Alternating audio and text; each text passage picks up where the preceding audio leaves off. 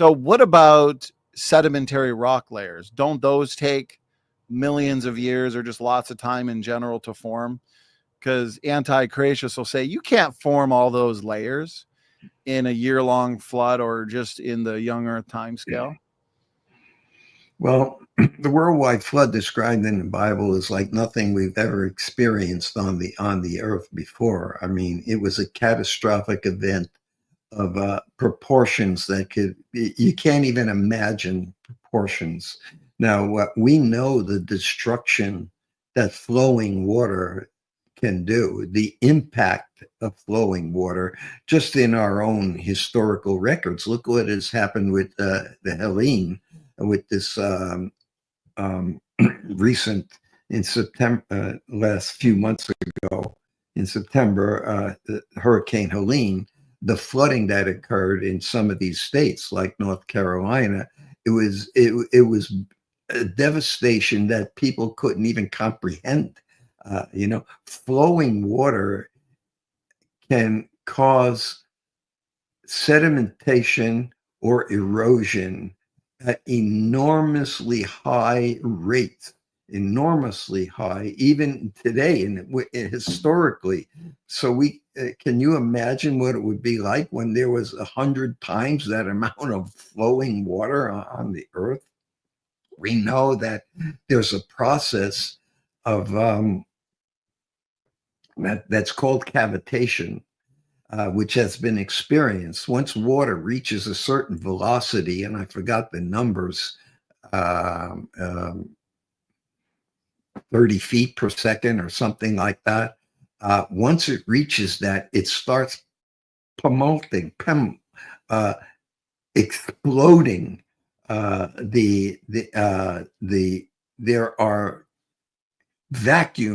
molecular pockets of vacuum inside the water that is trapped. And once it reaches a certain velocity, it starts to act like a jackhammer, literally like a jackhammer on the rocks that it's flowing over, and explosively destroys the rocks. You have to be very careful when you design water systems not to get into the area of cavitation, which in Arizona came very, very close. This was about 30 years ago, 20 to 30 years ago. Cavitation almost took out the Glen Canyon Dam in a few seconds, almost. They stopped it just in time, the flow through the side canyon. They tried to lower the water by opening the tunnels in the side canyon, and they started to cavitate and explosively take out one side of the dam. If they had left it for probably another minute or so, it would have taken out the whole dam. Most people have no idea of that. There's videos of it and everything. So my only point is that when water reaches a certain velocity, it becomes explosively disintegration mechanism to disintegrate solid rock and steel. Wow. And that's why the majority of these objections and challenges reject exactly what you began your answer with, that this worldwide flood event was a unique event in history.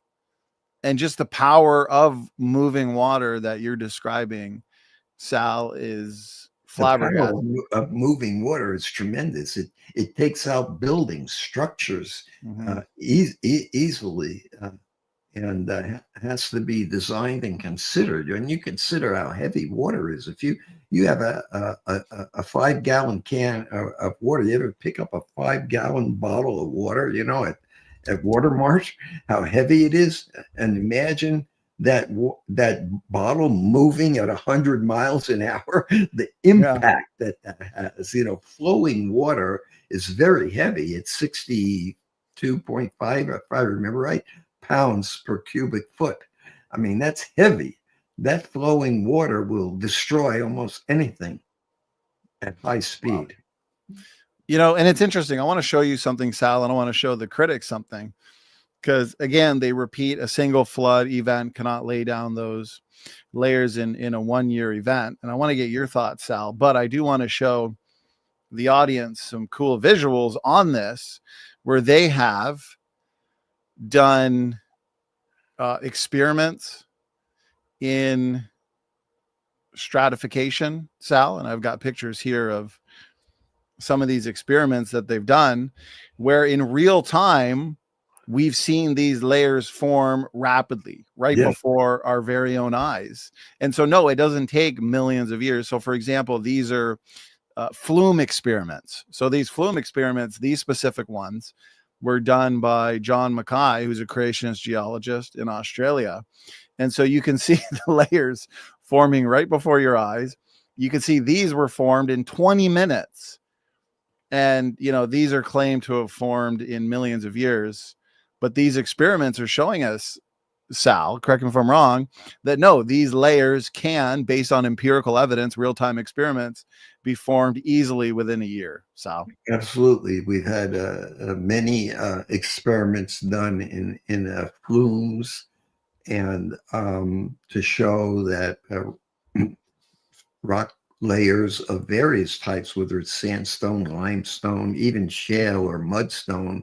Mudstone was contended that you can't form these quickly. You have to wait for huge extended amounts of time for the clay minerals, which are microscopic basically, to settle out and form slowly over millions of years. Everything's millions of years. And that it's been shown in flume experiments and stuff why high velocity water will cause even clay particles, which form shales and mudstones, which make up a large percent of the rock strata around the Earth. They do not require the clay particles to slowly settle out. They will flocculate and combine with each other into sand-sized particles, basically, and be distributed just like a sand in a flowing water. And it just empirically has been shown that clay and mudstones can form rapidly.